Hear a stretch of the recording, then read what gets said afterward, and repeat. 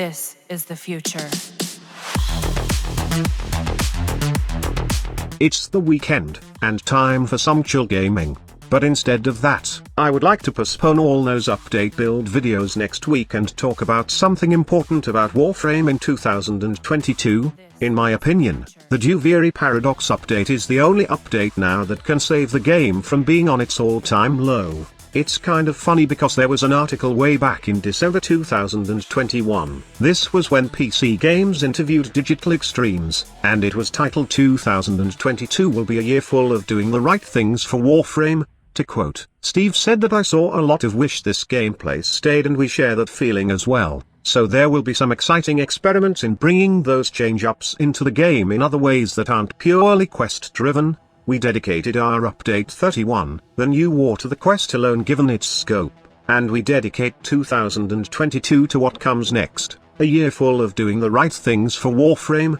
2021 was all about cleanup and lead up to the new war. We did our revisits of Railjack and Arsenals, tied together with the Proxima and Ground with Leeches and Sisters. But now, we have never felt more energized to work on Warframe, and we owe it to you to make 2022 our best year yet.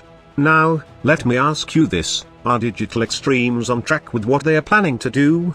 Did you experience something that changed or something that has been improved within the game that makes you say that they are true to their promises? This is just my opinion, but Warframe is not looking as great this year, and in fact, I think it's one of those low-time years for this game. I've never felt that there was something new, to be honest, that you can experience in Warframe, but I must also admit that Warframe improved this year in specific aspects.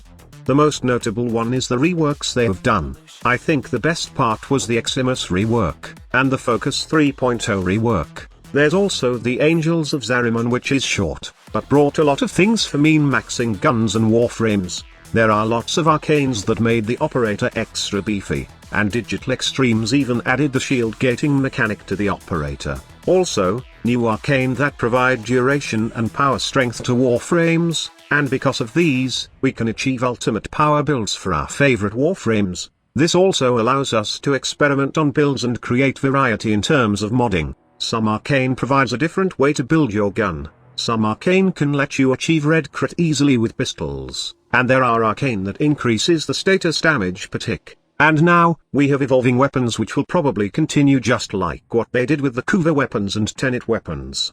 The updates are small, and if you are a veteran player, there's nothing new for you in Warframe but a bunch of updated stuff, reworks, and tweaks. But to think of it, that is what I think Digital Extremes intended to do this year, as Steve said during the interview. He said that this will be the year of doing the right things, and I think they are doing the right things with these little updates. Digital Extremes are taking baby steps right now, and somehow, the player base is divided. Some think that this is a great start, and all that they are doing now could lead to something big, and these little updates are molding the future of Warframe, while the other crowd doesn't like it since they see nothing new in the game. They want this and that, and it almost seems that sometimes, we don't know what we can expect from Warframe. There are lots of suggestions on how to make Warframe great, and the community sometimes gets annoyed, or bored when they don't get what they want, or it will take time to finally get what they want from the game. You see, I think that Warframe has no identity at all if you delve deeper into the game. It's like a mix of games, or gameplay all put into one game. Although it has its storyline, once you play the game, there is a chance wherein you'll say or think that you have played this in a different game. You will get that feeling of deja vu wherein the mechanics are almost the same as a game you have played in the past.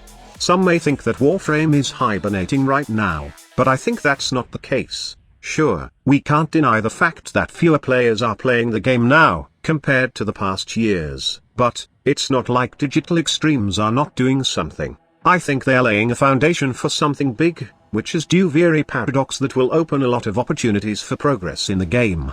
I have been playing this game for years now, and from what I have noticed, Digital Extremes have this way of including updates bit by bit that sometimes it's annoying since we are all hyped that this feature is coming within the update, but it's not. They sometimes deliver updates piece by piece, and what we see on TennoCon might not be included in the next big update, because they are planning to include it later.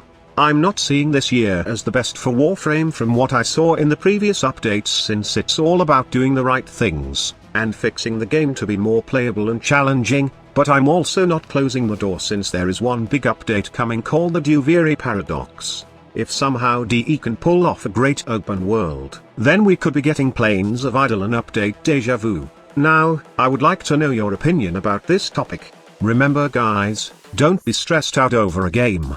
Warframe is just one game and you can always come back to it whenever you want. Thank you so much for watching. Squad Leader signing off.